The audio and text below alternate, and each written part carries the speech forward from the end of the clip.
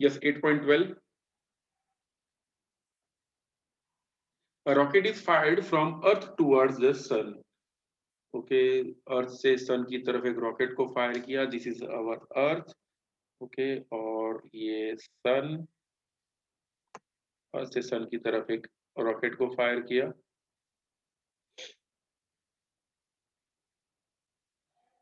At what distance from earth centre gravitational force on rocket is 0.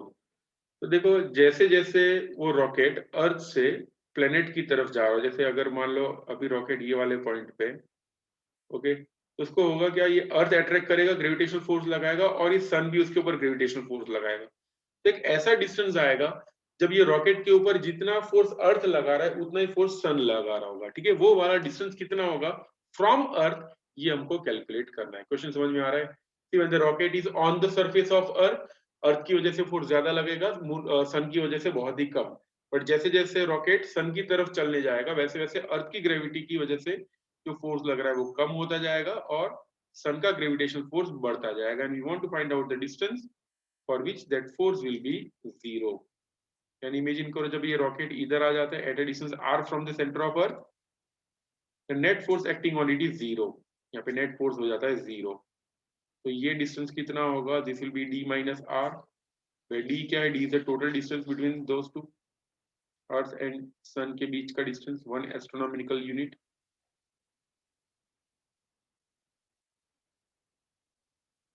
तो rocket पे force लग रहा है 0.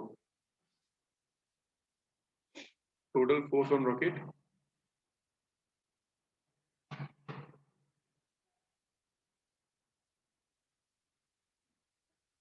total force on rocket is equal to 0. We can say therefore force acting on rocket due to earth is equal to force acting on rocket due to sun.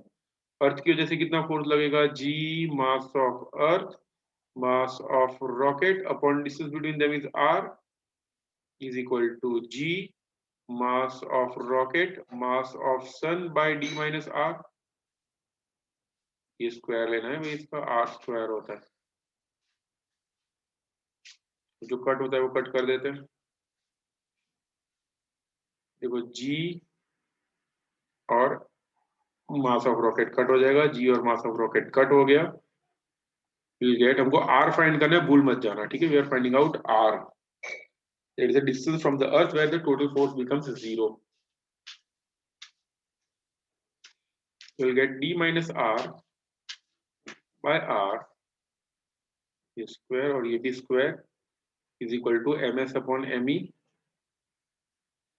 दोनों side root ले लेते हैं, तो D minus R by R is equal to root of M S by M E.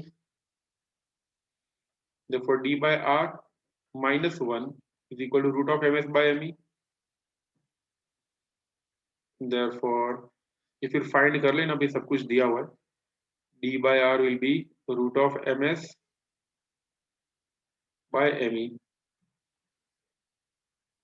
plus 1. तो for distance का formula हो जाएगा r is equal to d by 1 plus root of ms by me. All the best to calculate. ठीक है, भगवान का दिया सब कुछ हमारे पास है. वैल्यू पुट अप करके आंसर आप लोगों को फाइंड करके आज ही सेंड करना है. इसका स्क्रीनशॉट ले लो.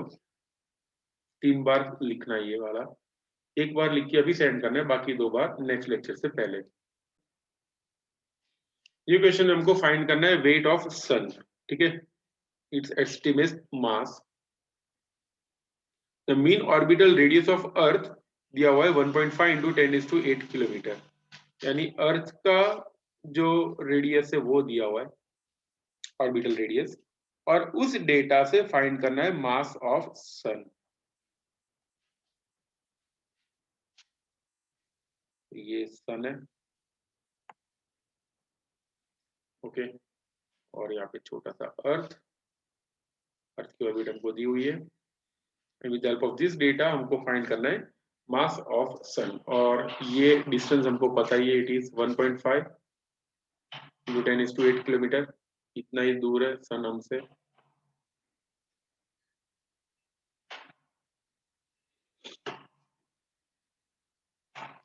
Yes, so when the earth is revolving around the sun, at that time orbital velocity of earth की जो orbital velocity होगी उसका equation क्या होता है, याद है किसी को? Orbital velocity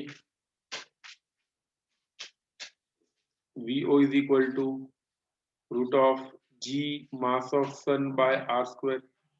चलो मैं सॉल्व ही करा देता हूँ. सॉरी GMS by r होता है. देखो अर्थ के ऊपर जो फोर्स लगता है it is mvo square by r, that is the centrifugal force, mass of earth. Okay, और उसको बैलेंस कौन करता है? Gravitational force of sun GMEMS by r square. ये एक r कट हो गया, मास ऑफ अर्थ भी यहाँ पे कट हो गया, तो मास ऑफ सन क्या हो जाएगा? Mass of sun will be vo square into r by g. Therefore ms is equal to velocity of earth यानी distance covered by earth upon time taken.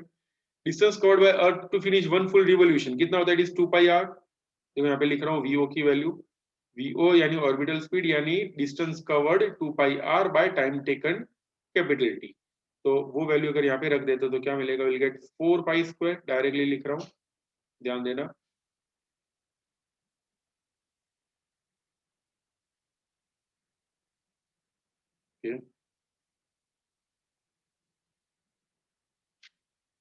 Will get vo square लिख रहा हूँ पहले red में, 4 pi square r square by T square into r by g. ये जो है मैंने वो लिखा है सिर्फ vo की वैल्यू, और r बाई जी है वो तो मैंने इधर ही लिखा. ठीक है, दिस r बाई जी, और बाकी लिखा हो vo का स्क्वायर करके लिखा. ओके, तो बस अभी भगवान का दिया सब कुछ हमारे पास है. r हमको दिया हुआ है, g तो हमको पता होना ही चाहिए, और t जो है वो हमको पता है, इट इज 365 डेज. अभी 365 डेज जो है उसको आपको सेकेंड्स में कन्वर्ट करना है.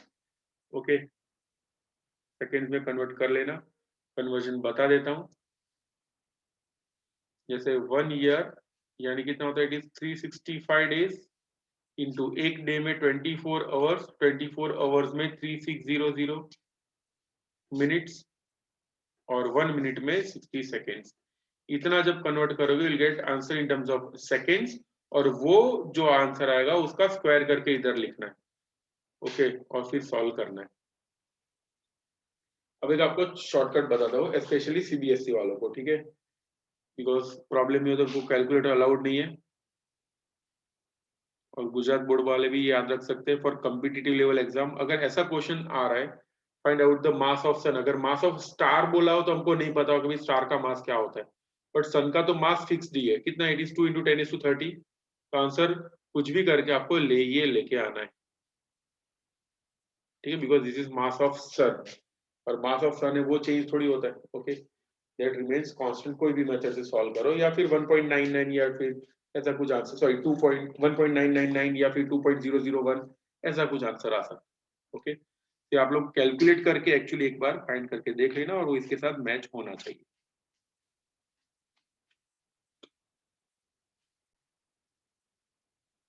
So this question is extra. The Saturn year is 29.5 times the Earth year. Okay, यानी time taken by Saturn is equal to 29.5 times time taken by Earth. How far is the Saturn from the Earth if Earth is this much away from the Sun? यानी distance of Earth अगर हमको पता है, it is 1.5 into 10⁸ kilometre. तो distance for सन कितना होगा ये हमको फाइंड करना है. देखो फॉर्मूला क्या है?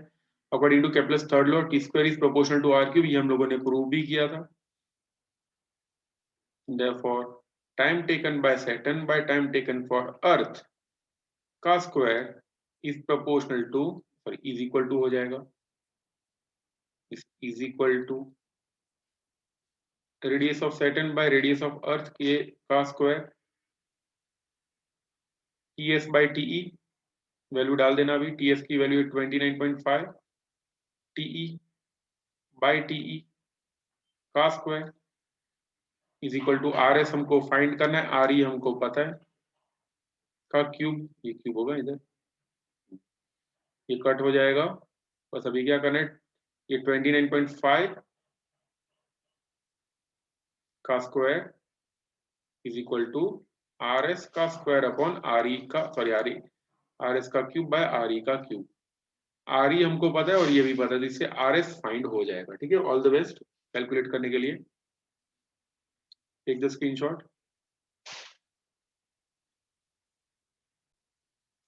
तो weight is equal to M भी कांस्टेंट है यहाँ पे, 4/3 pi भी कांस्टेंट है, density of earth is constant, G also is the constant, from that we can say weight is proportional to R. अगर मैं हाफ वे पे चला जाता हूं तो आर हो जाएगा half, if R gets half, W also will get half। देखो जो नया वेट आ जाएगा वो W डैश कितना होगा, it will be W/2 that is 250/2 that is equal to 125 newton. ये अपना आंसर। ओके, तब स्क्रीनशॉट ले लेना।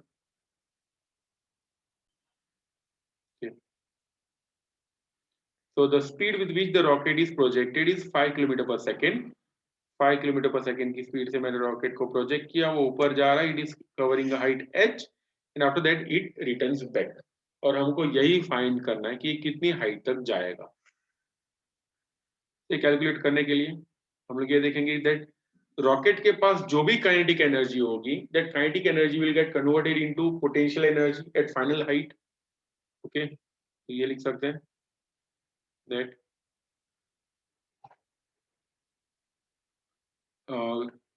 Kinetic energy of rocket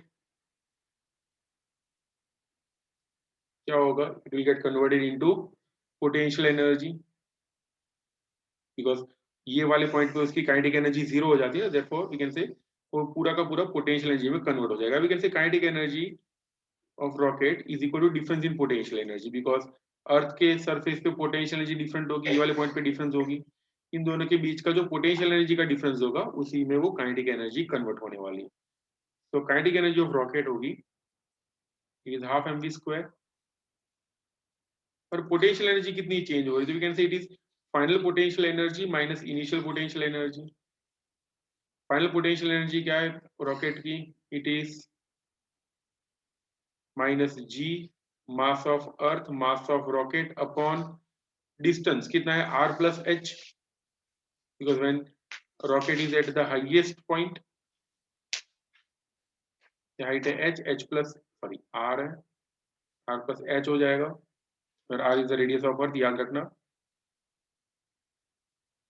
minus initial potential energy GMEM by r, ये स्क्वायर नहीं होगा, ये गलत हो गया, स्क्वायर कभी नहीं आएगा, पोटेंशियल एनर्जी इसलिए सही है।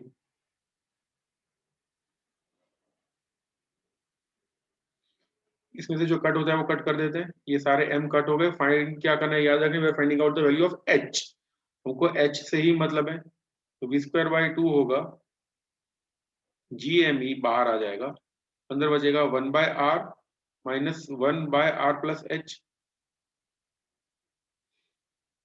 therefore v²/2 GME is equal to r plus h minus r by r plus h।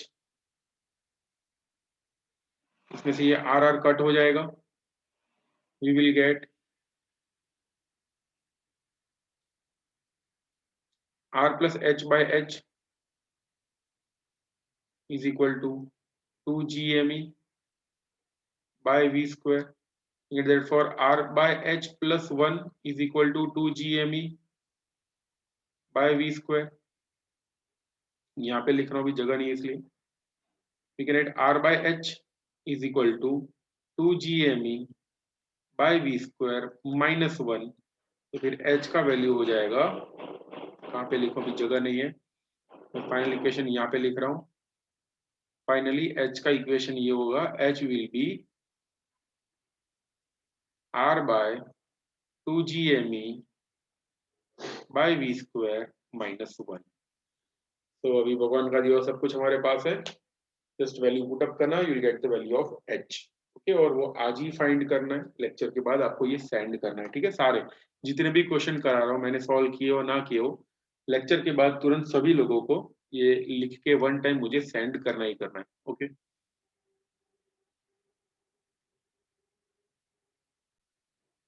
Escape speed VE कितना है? इट इज 11.2 किलोमीटर पर सेकेंड, ये तो हमको पता ही है। A body is projected out with thrice this speed, यानी speed कितनी दे रहे हैं हम लोग, velocity which is given is thrice, इस वेलोसिटी से 3 गुनी वेलोसिटी से हम लोग उसको फेंक रहे हैं, यानी ऑलमोस्ट 33.6 किलोमीटर पर सेकंड की स्पीड से हम लोग उसको फेंकने वाले। What is the speed of the body far away from the earth? Final speed क्या होगी ये हमको फाइंड करना है, वी फाइनल फाइंड करना है। Ignore the presence of sun and other planets, बाकी सब कुछ है ही नहीं, ऐसा इमेजिन करो। जो सिंपल क्वेश्चन बताता हूँ, आप लोग आंसर देना। जैसे ये अपना क्लास है,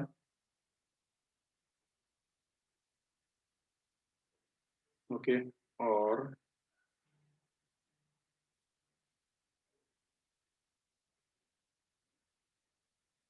ये आप लोग इधर बैठे हो,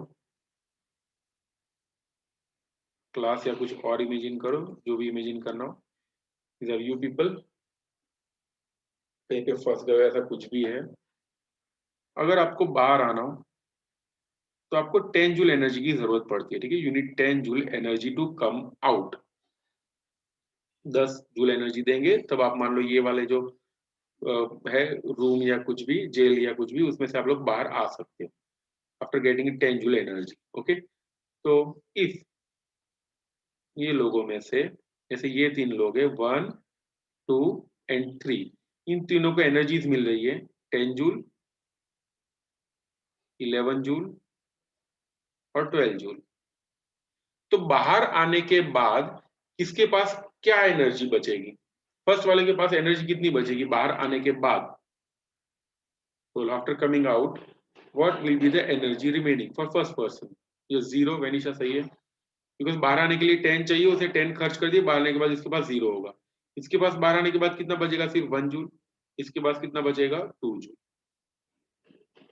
ओके, तो अर्थ का भी ऐसा ही है, एस्केप स्पीड की अगर बात करें, that if this is earth,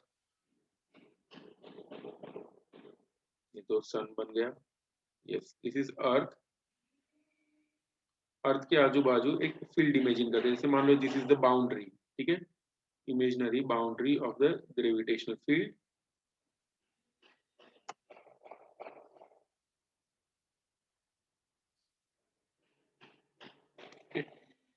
तो अगर मैं इसको यहां से यहां तक बाहर जाने के लिए वी नीड 11.2 किलोमीटर पर सेकेंड। तो 11.2 किलोमीटर पर सेकेंड देंगे तो क्या होगा? जस्ट यहाँ पे बाहर आके रुक जाएगा। ठीक है, इसके पास बाहर आने के बाद बिल्कुल भी एनर्जी नहीं होगी। बट इससे अगर ज्यादा वेलोसिटी से दे रहे हैं तो क्या होगा? ये बाहर जाएगा और बाहर जाने के बाद भी उसके पास कुछ ना कुछ वेलोसिटी बचेगी। समझ में आ रहा है? It will have some energy even after escaping the field of earth. और हमको ये फाइंड करना है कि बाहर जाने के बाद उसकी स्पीड क्या होगी। ठीक है, we want to find out its final speed. Calculation ऐसा होगा इसमें, एनर्जी रिमेनिंग, ध्यान देना, लॉजिक लॉजिक से करेंगे, एकदम इजी क्वेश्चन है ये, बाकी फिर बहुत कंफ्यूज हो जाते हैं लोग। Energy which is remaining, remaining energy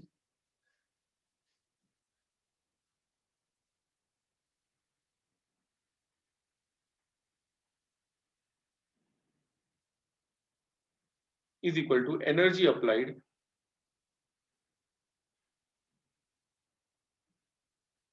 minus energy required. समझ में आ रहा है? जो भी रिमेनिंग एनर्जी होती है that is energy applied minus energy required. जैसे अभी मैंने अप्लाई की थी एनर्जी 12, रिक्वायर्ड कितनी थी? 10, तो बाहर जाने के बाद कितनी बचती थी? 2। ओके, तो वैसे ही ये वाला है, remaining energy will B energy applied minus energy required. जैसा टेक्स्ट बुक में कहीं पे नहीं लिखा होगा, ये लॉजिक है। तो remaining kinetic energy is half mv square, v final होगा बाहर आने के बाद। एनर्जी कितनी अप्लाई कर रहे हैं, हाफ एम वी स्क्वायर, इतनी हम लोगों ने अप्लाई की, और रिक्वायर्ड कितनी होती है, half M v escape speed जरूरत होती है। अब इसमें से हमको सिर्फ ये वी एफ फाइंड करना है, ध्यान देना, we want to find out this v f, final speed कितनी होगी यही हमको फाइंड करना है और कुछ फाइंड नहीं करना है। ओके, तो बाकी जो भी कट होता है उनको कट कर देते हैं। क्या क्या कट होगा, half m, half m, half m, ये कैंसिल हो गया। वी हैव वी फाइनल का स्क्वायर इज इक्वल टू, अब ये जो वी स्क्वायर है वो वी स्क्वायर कितना है, देखो अप्लाइड एनर्जी है, वो applied velocity is 3 times the velocity which is required, तो वी का स्क्वायर हम लोग क्या लिखेंगे, 3ve का square, we can write 3ve का स्क्वायर माइनस ve का स्क्वायर, यानी वी फाइनल का स्क्वायर होगा 8ve स्क्वायर। देखो वी फाइनल कितना होगा, इट विल बी 2√2 ve यानी 11.2 किलोमीटर पर second. All the best, calculate कर लेना। समझ आ गया, फिर आउट, समझ आ रहा है ये क्या है। फिर से सैटेलाइट जो है it is orbiting at a height of 400 kilometre above the surface of earth, earth के सरफेस से 400 किलोमीटर, तो सेंटर ऑफ अर्थ से वो डिस्टेंस होगा 6800 kilometre. How much energy must be expended to rocket the satellite out of Earth's gravitational influence? You want to find out the energy required to take the rocket out from influence of gravity of Earth. बाकी सारा data हमको दिया हुआ है, हमको वो satellite की escape energy find करनी है, जिसकी एक थियरी मैंने आपको डिटेल में अच्छे से कराई थी। फिर से इसके लिए बता देता हूँ। टोटल एनर्जी ऑफ सैटेलाइट क्या होती है, E is equal to the sum of kinetic energy and potential energy of satellite.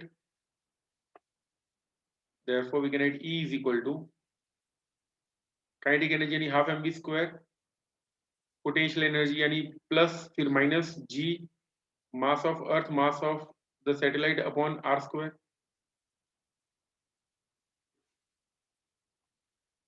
This is the total energy of the satellite. अब देखो सैटेलाइट जब रिवॉल्व करेगा, this is earth, the orbit of satellite, satellite पे बाहर की तरफ कितना force लगता है, mv square by r, it is balanced by the gravitational force fg, तो लिख सकते हैं therefore gravitational force is equal to mv square by r। देखो ग्रेविटेशनल फोर्स का इक्वेशन क्या होता है, it is g mass of earth, mass of that satellite upon r square is equal to mv square by r। एक r cut हो गया तो mv square की वैल्यू बचेगी gmem बाय r, यहाँ पे मैं 1/2 कर देता हूँ तो यहाँ पे भी 2 करना पड़ेगा, तो ये हो गई काइनेटिक एनर्जी का इक्वेशन। काइनेटिक एनर्जी की इक्वेशन क्या है, it is gmem bye 2r।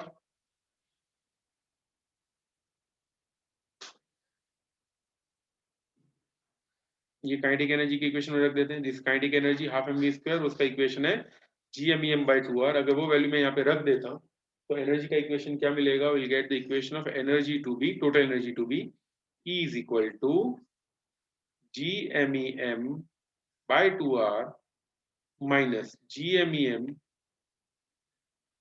by r square। Sorry, ये r square क्यों लिख देता हूँ, पोटेंशियल एनर्जी में r square आएगा ही नहीं, r ही होता है इसको। ओके, तो यहाँ पे लिखेंगे r, देयरफॉर टोटल एनर्जी का इक्वेशन होगा माइनस gmem बाय 2r, और ये जो r होगा वो कितना होगा, इट इज 6800, याद रखना, ठीक है, r की जगह लिखना है 6800 और बाकी सारी वैल्यूज हमको दी है, ठीक है, ये r हमको पता है, बाकी सारी वैल्यूज देखो, we are given the mass of earth, ये रहा मास ऑफ अर्थ हमको पता है, okay, mass of satellite is also given, it is 200 kg का सैटेलाइट है, ठीक है, वो भी हमको दिया हुआ है, ठीक है, तो वैल्यूज पुट अप करना and find out the answer. ये जो आएगी ना, this is the total energy of the satellite. तो बाहर जाने के लिए कितना चाहिए, तो इतना ही amount of escape energy find करनी हो तो उतना ही अमाउंट ऑफ प्लस एनर्जी करके आपको लिखना है, ठीक है, energy will be plus of this energy, okay. तो चलो भाई नेक्स्ट वाला सॉल्व करते हैं, कुछ डाउट हो तो बता देना भाई। तो two stars they are at a distance of 10:9 kilometre at that time, इन दोनों के बीच की वेलोसिटी सॉरी डिस्टेंस इतना है और वेलोसिटी जो है वो ऑलमोस्ट जीरो है। जब ये कोलाइड होंगे तो कितनी वेलोसिटी से कोलाइड होंगे ये हमको फाइंड करना है, we have to find out the final distance. मैंने ये पूछा है कि ये डिस्टेंस कितना होगा जब ये कोलाइड होंगे।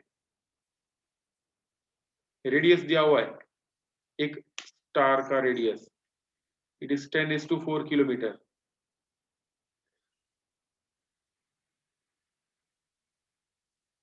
बोलो भाई जब कोलाइड होंगे डिस्टेंस कितना होगा दोनों के बीच में। इजी क्वेश्चन, इतना टफ नहीं है।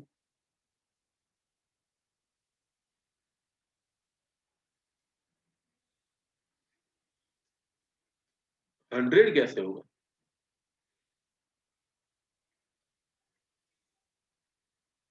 जीरो तो नहीं होगा। याद रखना gravitational force is a central force, and while calculating the gravitational force we are always taking centre to centre distance. इसके सेंटर से इसके सेंटर तक का डिस्टेंस लेना होगा, वो डिस्टेंस कितना होगा 2r।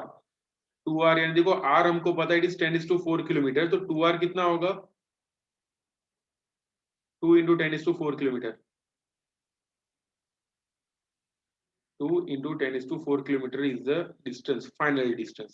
So initial distance is 10⁹, final distance is 10⁴.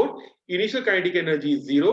Final kinetic energy find करके हम लोग फाइंड करने वाले कि कितनी स्पीड से वो कोलाइड होंगे। हमारा प्लान क्या है देखो, we know that according to LOC यानी law of conservation of energy, total energy initially is equal to total energy finally. Initial energy is the sum of kinetic energy, initial kinetic energy plus initial potential energy is equal to final kinetic energy plus final potential energy. समझ में आ रहा है? Okay. Total initial kinetic energy है 0. क्यों? Because clearly mention किया हुआ है when they are at a distance of 10⁹ kilometre their speeds are negligible. पढ़ो ध्यान से क्वेश्चन में, their speeds are negligible when they are at a distance of 10⁹ kilometre, यानी उनकी इनिशियल स्पीड नेग्लिजिबल है तो 0 ले लेंगे। प्लस पोटेंशियल एनर्जी स्टार के सिस्टम की कितनी होगी, it will be minus G mass of one star mass of another star, यानी जी एम स्क्वायर हो जाएगा। बाई डिस्टेंस कितना है दोनों के बीच में 10⁹ is equal to final kinetic energy कितनी है वही तो हमको फाइंड करनी है। फाइनल काइनेटिक एनर्जी जैसे मान लो होते हैं हाफ एम वी स्क्वायर, ऐसे दो स्टार से इसलिए दो बार लिखनी पड़ेगी, समझ में आया, दोनों के पास काइनेटिक एनर्जी होगी, तो for 2 times half M we square plus final potential energy कितनी होगी minus G m square by final distance कितना है दोनों के बीच में 2 इंटू 10⁴।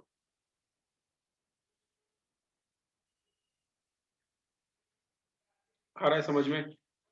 अब याद रखना मैंने किलोमीटर को किलोमीटर में रखा हुआ है, मैंने अभी मीटर में कन्वर्ट नहीं किया हुआ, तो किलोमीटर को मीटर में कन्वर्ट करने के लिए यहाँ पे क्या करूंगा, आई विल मल्टीप्लाई विद 1000 10⁻3, और यहाँ पे भी मैं 10⁻3 के साथ मल्टीप्लाई कर रहा हूँ। समझ में आ गया 10⁻3 क्यों किया, in order to convert it from metre sorry kilometre to metre, और फाइंड करना है हमको v वेलोसिटी। जो कट होता है वो कट कर देते हैं, एक m कट होगा सब में से, ये 2 कट हो जाएगा, और तो कुछ कट होने नहीं वाला है। इक्वेशन कुछ ऐसा मिलेगा, जब will get minus G m by 10⁻12 is equal to v square minus G m by 2 into 10⁻7। Therefore हमको देखो याद रखना v फाइंड करना है, तो v स्क्वायर की वैल्यू क्या होगी, it will be G m by 2 into 10⁻7 minus G m by 10⁻12। All the best to calculate this thing. देखो g पता है हमको, we have to use the known value of g that is 6.67 into 10⁻11, और मास जो है वो दिया हुआ है कितना, इट इज देखो लिखा हुआ ही है। Okay, mass is given 2 into 10⁻30, तो ये वैल्यू यहाँ पे रख के माइनस करके स्क्वायर रूट निकाल के टेल मी द आंसर, कितना मीटर पर सेकेंड आंसर आ रहा है। ओके, तो ये भी आपको आज ही करना है, ले लेना स्क्रीनशॉट, कुछ डाउट हो तो अभी बता दो। So before starting is numerical, पहले ये समझ लेते हैं कि स्टेबल इक्विलिब्रियम क्या होता है, अनस्टेबल इक्विलिब्रियम क्या होता है। चलो स्टेबल और अनस्टेबल इक्विलिब्रियम को समझते हैं, क्योंकि आगे भी बहुत काम आने वाला है।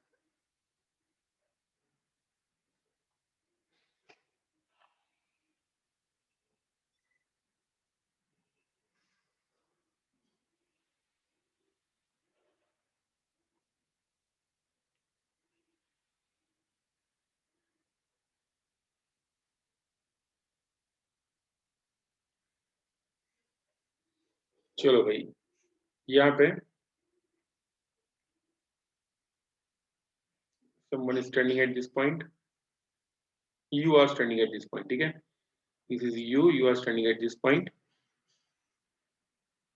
net force on you is 0, total force जो लग रहा है सब जगह से, net force is 0 इनिशियली, कोई फोर्स नहीं लग रहा है, ठीक है, जितना फोर्स ग्रेविटी लग रहा है तुम लोगों के ऊपर उतना ही नॉर्मल फोर्स लग रहा है, टोटल बैलेंस हो गया, net force on you is 0।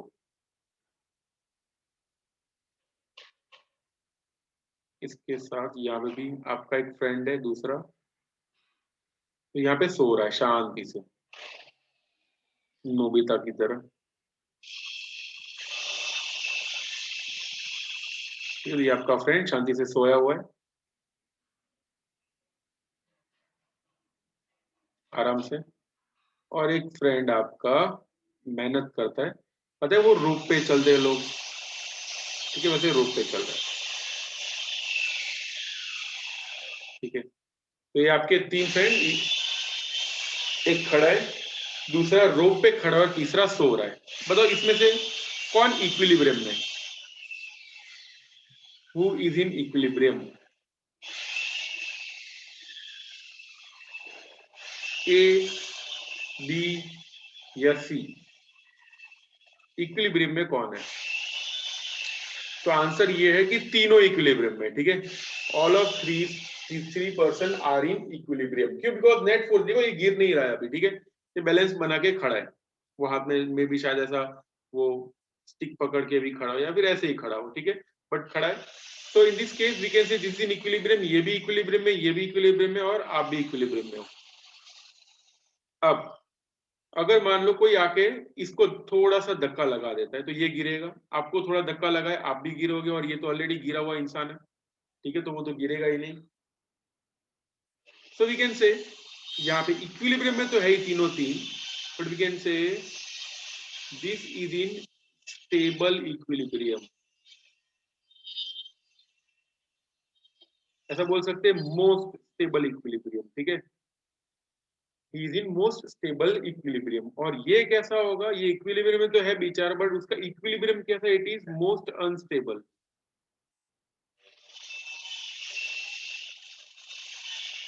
और ये अगर है तो we can say is in just unstable equilibrium, ठीक है, अगर मान लो एक और फ्रेंड भी आ जाता है आपका, और अगर वो यहाँ पे ऐसे खड़ा हो जाता है लाइक दिस, एक ही पैर पे खड़ा है, ओके, वी कैन से इसका इक्विलिब्रियम ज्यादा अनस्टेबल होगा, समझ में आ रहा है, ये मोस्ट मोस्ट अनस्टेबल, यानी जितना ये इक्विलिब्रियम में तो रहेगा, बट अगर एक ही पैर पे खड़ा है तो उसका इक्विलिब्रियम और भी अनस्टेबल होगा, ओके, तो इक्विलिब्रियम में है बट स्टेबल अनस्टेबिलिटी भी उस पर डिपेंड करती है कि वो थोड़ा सा भी फोर्स अगर लगा देते हैं, तो अगर वो अपनी पोजीशन से हट जाए तो उसका मीनिंग होगा that equilibrium is highly unstable. तो यहाँ पे क्वेश्चन ऐसा है, two heavy spheres each of mass 100 kilogram, चलो भाई एक स्फीयर 100 किलोग्राम, दूसरा sphere 100 kilogram, they are placed 1 meter apart from each other, you already seen the 1 meter,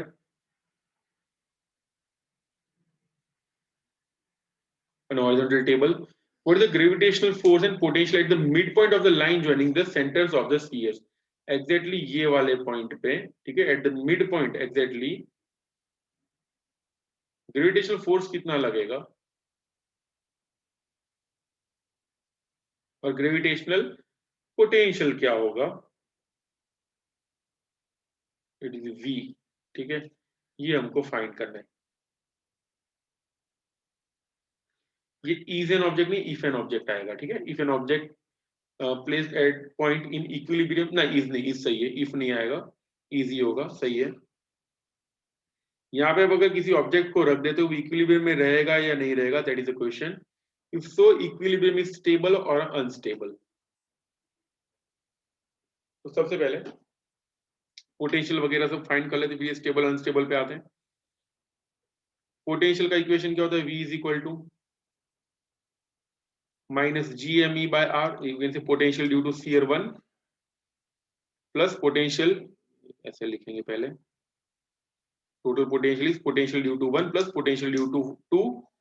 We can write potential will be potential due to 1 कितना होगा? Minus GM by R, distance है 1 metre, तो ये R/2 हो जाएगा और ये distance भी होगा R/2 minus GM by R/2 minus GM by R/2. तो पोटेंशियल का इक्वेशन होगा -2 GM/R. कैलकुलेट कर लेना ये कितना आ रहा है पोटेंशियल. ओके, फोर्स कितना लगेगा? तो ग्रेविटेशनल फोर्स अगर मान लो यहाँ पे कोई ऑब्जेक्ट रखा हो, अगर एग्जैक्टली मिड पॉइंट पे रख दे तो जितना फोर्स ये इस तरफ लगा रहा है उतना फोर्स ये इस तरफ लगाएगा. तो ग्रेविटेशनल फोर्स कितना लगने वाला है यहाँ पे? 0. ओके, बिल्कुल भी ग्रेविटेशनल फोर्स ऑब्जेक्ट के ऊपर नहीं लगेगा. चलो ग्रेविटेशनल फोर्स 0 लग रहा है. अब ये बताओ इक्विलिब्रियम में होगा? अगर इक्विलिब्रियम में है तो वो स्टेबल इक्विलिब्रियम में है या नहीं है, ये हमको देखना. देखो फोर्स 0 है तो इक्विलिब्रियम में है, वो कंफर्म हो गया, ठीक है. बट वो स्टेबल होगा या अनस्टेबल होगा, आप लोगों को क्या लग रहा है? अगर मैं इसकी पोजीशन से थोड़ा भी लेफ्ट या राइट ले जाऊं तो क्या होगा?